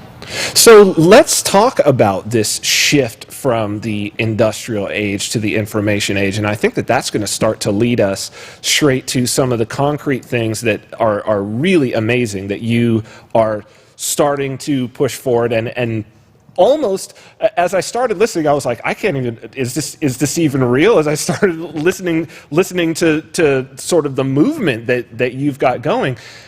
Let's talk about these different skill sets, and particularly knowledge sets of what people should understand moving from the industrial age and moving from that cog in a wheel model that you were talking about, and moving into the information age, where obviously we have many more tools available, but we have so many that sometimes it's hard to know which ones we should be focusing on. So as you look at your clientele and you're building their wealth and you want them to be educated, what are the things that people should be paying attention to now that they've got it all in the palm of their hands or on their laptop and it's all there?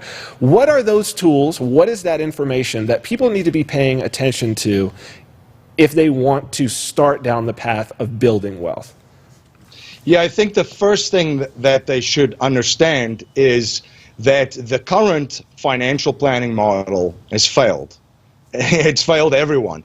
Actually, the model in its current form was only designed in the 1980s when Ted Benner had his first 401k plan developed and implemented. So it's never been tried, it's never been tested, and it's failed. And it's failing people over and over. And people do have to understand that. It really breaks my heart to consult with a lot of prospective clients and current clients of people that did all the right things that they were told. You know, they saved money, they max out qualified retirement plans and all these things. So I think the first thing that they have to understand is there's a difference in the concept of accumulation and cash flow. Okay. And the model of the industrial age, or even the previous 2 or 3 generations, have always been accumulate. You accumulate money, and eventually you save it throughout your working years. And the idea of retirement, not to get sidetracked too, that's also a very recent model. People that worked on family farms during the agricultural age, and also during the industrial age, a lot of these folks didn't work and retired at 65. And then lived out their golden years. So that's also kind of a very recent kind of concept that's been thrown around there. But really, planning for retirement is the accumulation model has failed people. You're not going to save enough money over your lifetime by putting away, less than 10% of every paycheck and think there's going to be a mountain of money waiting for you when you're 65, 70 years old, especially if it's tied to markets that are designed to fleece people that we have with the Wall Street model.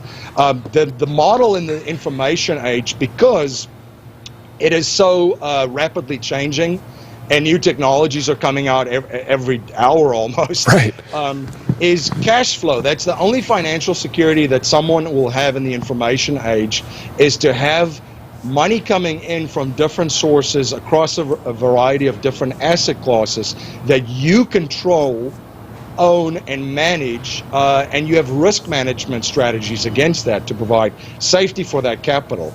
So, and that's what I keep talking about on my show as well, whether it's real estate, whether it's commodities, whether it's all these digital assets that have been created, music royalties, Bitcoin, or other paper assets, which I'm sure we're going to talk about as well.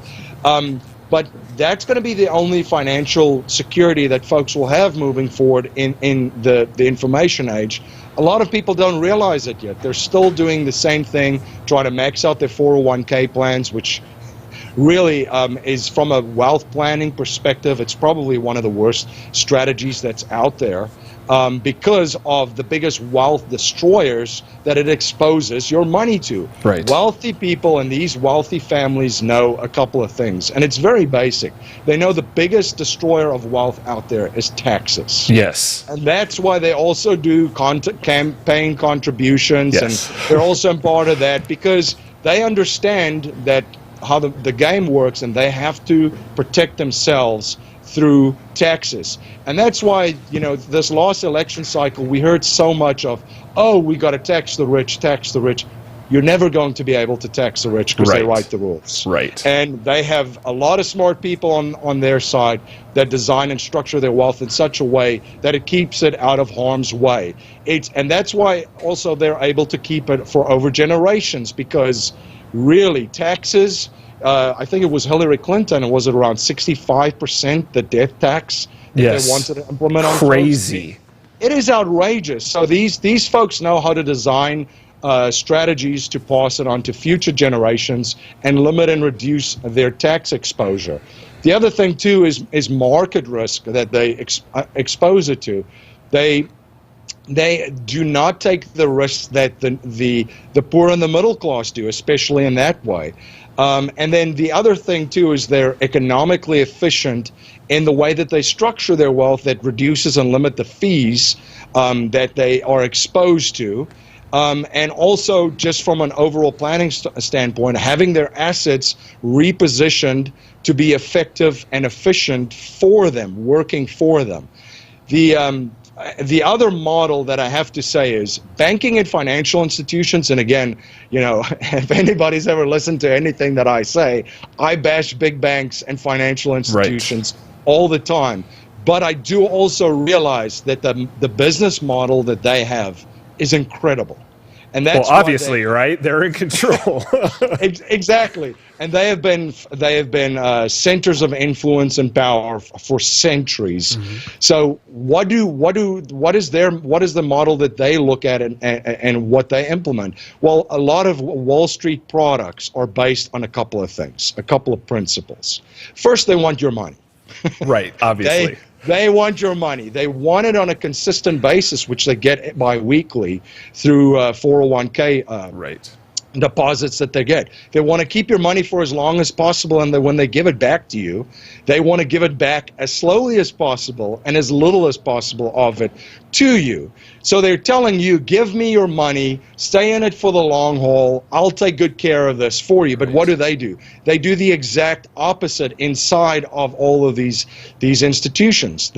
First of all, they know how to leverage their money. Yes. And then they multiply their money over and over and over. They make every single dollar in their own system work as hard as they possibly can for themselves.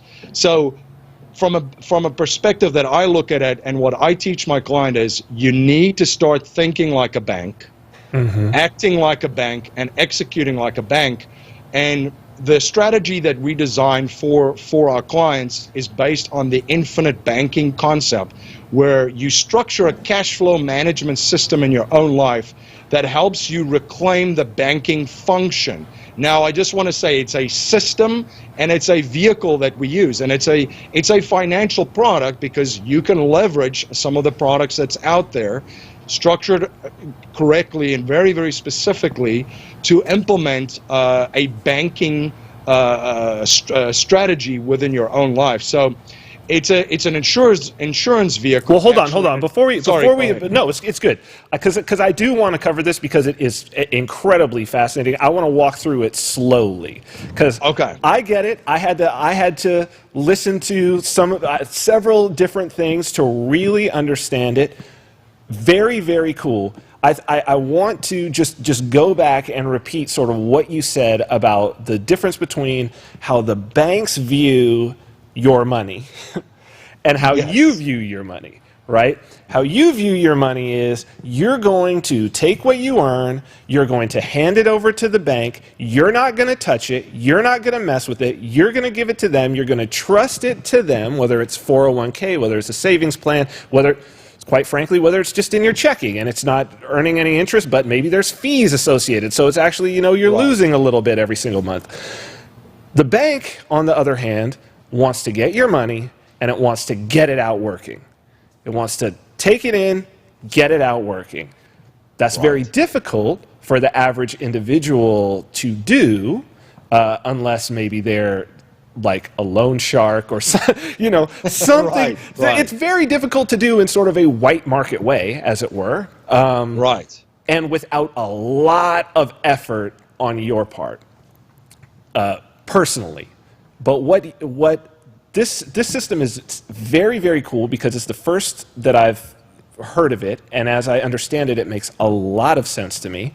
It comes from the insurance side, which all the anarchists and anarcho-capitalists and agorists understand that when we look at what the future without a state will look like, insurance is going to play a big role in every single aspect, that even down to the police will be some sort of insurance company, essentially. This is insurance company, sort of personal insurance company, voluntary as a bank. And you are the banker. Okay, so let's walk slowly, because I know you could do this, because this is what you do. But we have a lot of people on the show. This is not necessarily a financial show, but I do think that this is a super important concept. Even if people just get a little bit and enough to wet their whistle to go out and look at this, I think it's so powerful, and it's such an empowering thing for individuals. So if we could step through this step by step, infinite banking, what is it? Yes, so I just want to use another example too when you talk about banking, because this ties into the explanation of infinite banking. So in a very, very simplified banking model, you have a deposit side in the bank, right? And people would put their money in the bank because now they're paying 0.001% or whatever they're paying. But there's still online banking and there's other ways of doing it. So there's still advantages to that. So there's a deposit side where you put your money in. There's also, in the simplified banking model, a lending side where the money that comes in, they lend. And it's a system of both of these that makes it really effective and really powerful. Just to use an example, if you deposit $10,000, for instance, in the bank, and I'm going to be very, very generous here and say the bank gives you 1% on that. So you have around about, on $10,000, you have $100 in there that they're giving you. And on the lending side, they're lending it out for 10%, just to use round numbers. Okay, so there's $1,000 of interest coming in on that side for them. Pure win for them. Pure win. A pure win. So most people would look at it and say, oh, arbitrage, which is just using money at a certain interest rate and investing it somewhere else and then obtaining a higher interest rate percentage. So someone would say there's an arbitrage of 9%. Oh, cool, the bank's made out with 9%. Yes. Not exactly. So why I say that is it only costs the bank $100 in that entire transaction. The only money that's at stake for the bank that they are on the hook for is the money they give you, the interest that they give back. Yes. So we're looking at it at around 900% at that stage. So that's why this is without fractional reserve banking that I'm including here, where there's, for the listeners out there not familiar with that too, when banks sometimes get a certain amount of money in, they can lend 10 times as much depending on their reserve requirements. Some of them a little and fewer than that, or even more than that, because they don't have to have a lot of reserves on their bank. So that's a very, very simplified banking model. So what infinite banking does is we use a vehicle, and it's just, insurance is just another vehicle, like real estate, businesses, commodities, it's just another vehicle. It all depends on the strategy in it.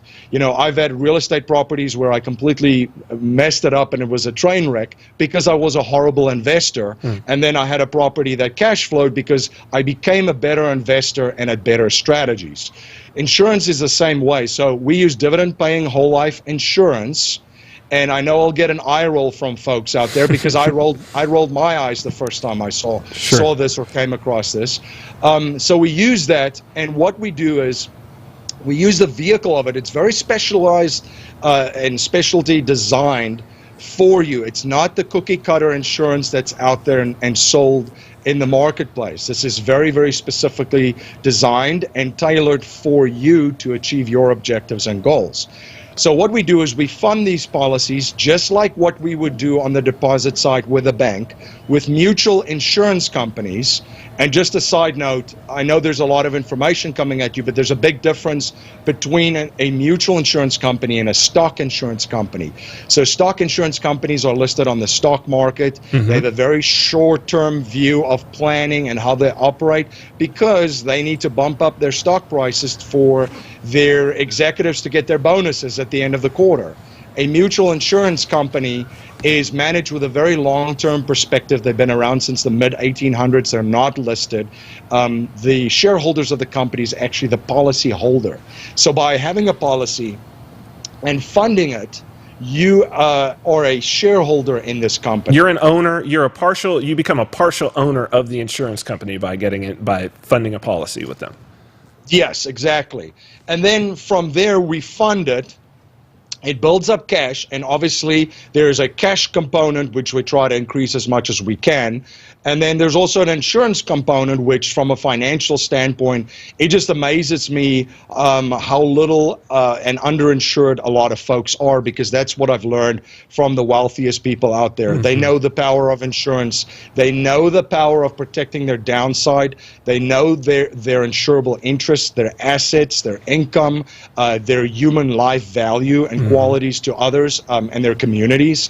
So it offers that component as well. But what you do is you fund this and you have it inside this vehicle for a couple of reasons, which I think people will appreciate. It's a private contract between you and the insurance company. Yes. So first of all, it's private. There's asset protection on this in a very litigious society that we live in that's only going to get worse as the economy deteriorates. So there's asset protection components to it. Please check with your local asset protection attorney, because states, of course, in the United States differ as far as their protection. The growth inside this plan is guaranteed. So when you put money into it, there's a certain growth percentage that they guarantee every month and year, rather. And then because you're a policy owner and a shareholder of the company, you also get the opportunity to participate in dividends. So these companies are extremely profitable, very well capitalized, very conservatively managed. They have millions and billions, some of them billions of dollars in excess reserves in there. So you get to participate and being part of this community, which was how insurance originated in the first place. Right. Communities pooling resources. But the growth inside this is tax-free. So again, we want to limit and reduce our tax exposure as much as we possibly can. The growth inside is tax-free, and through strategies that we teach, when you took out the money, the withdrawal is tax-free as well. So there's a lot of things going on. Now that's the one side of it. Again, the deposit side of it. Where this really becomes powerful is the lending side, tying it in to quote-unquote create your own system.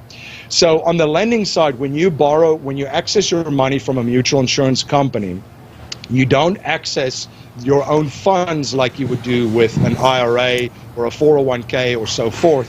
You actually access it from the general account through a policy loan from the insurance company. So let me repeat that. Yeah, that's very, very important. Very, very important there. It's two separate transactions. The one doesn't, you can borrow up to, some of them, 95% of your cash value. Now, I like to be part of transactions where everybody around the table wins, and it clearly happens here because the insurance company get the premiums up front for them to invest in other areas to become profitable. They also have, as collateral for your loan, they have a cash value and your death benefit. So they're completely covered. You, on the other end, get to borrow that up against your cash value up until about 95% of what you have, leverage that through a policy loan, and go and invest in real estate. invest in other hard assets, go and create more, invest in assets that create more cash flow to you, redirecting those cash flows back into this quote-unquote system to pay yourself back, and the system repeat itself. Because unlike a normal loan, when you borrow money, let's use $100,000. If you borrow $100,000 from your own system, as you pay it back, the money becomes available again. It's not like a regular loan where you have to pay the loan in full due before you can borrow again. Oh, that's very interesting. I didn't. Yes. This is the first time that I'm understanding this part of it. That's really important. Yes. So you can continually, as you're paying it back from investing in other assets or businesses that you create, investing it back, you get to access that money again through policy loans and leveraging again to put it in there, because wealthy people make their money work over and over and over as many times as they possibly can. They understand what's going on in the banking system and the global financial system. They understand that it's currency, it's not money, and they understand that currency needs to be constantly moving. So just to recap quick, on the lending side, you have the deposit side, which offers tax-free growth inside there, guaranteed growth and tax-free and dividends. And on the lending side of this, you get to access your money through a loan from the insurance company to leverage that and then invest that in something else that creates more cash flow for yourself. This is a truly powerful technology. It's something that I hope people listening, if there's things that you don't understand, I would definitely suggest going to cashflowninja.com, listening to some more of what MC and others have said about this system. It's really, really amazing when you understand it. And for all the anarchists out there, I mean, this is it. This is, I mean, it really does provide that sort of stepping stone to like, okay, how can banking, how can these financial things be handled in a way that is even more secure for everybody involved than the banking system is? So, super important technology. I would hope we're getting close to running out of time. I want to send everybody to cashflowninja.com. I'd love to have you back on again, because I feel like we touched on a series of things, and in each of those that we could have done an entire show about it. You're incredibly knowledgeable and just a wealth of information, and I love the way that you present it. So I hope that you would be willing to come back on and do this again. Absolutely. This has been a fantastic experience, Vin. And yeah, it's incredible that we, to also know that we can empower ourselves and reclaim our own ownership again, because truly this helps you build your wealth outside of Wall Street. So no, this has been a fantastic experience. I would love to be back on. I had a lot of fun. Fantastic. So MC Laubscher, cashflowninja.com. Go check him out. Subscribe to the podcast for sure. It's nothing but, I mean, if you're talking about wealth, it's wealth starting right here that translates into the actual dollar. So MC Laubscher, thank you so much for being on the show. Thank you so much for having me, man. Vin, right. This was fantastic. See you again soon. See you soon. Bye. So Christian, good stuff. A lot of info there. Amazing. That was good stuff. Good, right? It's all about a mindset change, right? But it does get back to what we talked about in terms of freedom and responsibility. It's cool to know, and it's good to know. I think what's the most empowering thing about conversations like that is, and again, this is what he has made his life's work, is helping people to do this. Yeah, it's amazing. Right? Helping people to get wealthy. And it's an obsession for him. It's a part of what he does, and you can see he's great at it. Yeah. And when you get into a mode of informing people and empowering people, I think what's important to know is that people are thinking about these things. That when you make the decision, I'm going to step out as an individual, I'm going to step out for my own personal liberty, and I'm going to take on that responsibility, that you're not going to be alone. Yep. Super powerful. That there's people out there that are not just willing to help you, that would love to help you, that would love to teach you the things that you need to know, and essentially for free. Yep. All you got to do is want it. Got to make a decision. And it's if instead, and these are the choices that you could take, right? We're sitting here, we're talking about peaceful solutions. We're not trying to shut shit down. We're not trying to stop somebody from talking. We're trying to be like, hey, here it is. Here's the information. Right. And we actually encourage them to talk. Like, talk. Even if you're on the opposition, let's talk. Exactly. Because maybe there's something that's wrong about what I'm saying, and I can improve. We can learn, exactly. But when you stop the conversation, when you shut this fucker down, as she said, it all stops there. And what are you left with? You're left with the solution of destroying things, of burning things, of breaking things, rather than creating things. Because if you look at the collectivists throughout history, all they've ever done is break things. All that ends up happening is people end up starving, people end up dying, because the human spirit wants to build. And the individuals, the individuals who are the most creative, you need to let them go. Let them go out there and let them figure shit out. You don't need to central plan things. You can plan your own life. Yeah. But you don't need to plan the lives of others. Exactly. And if you want to be informed, you have to let the other side talk. Yeah.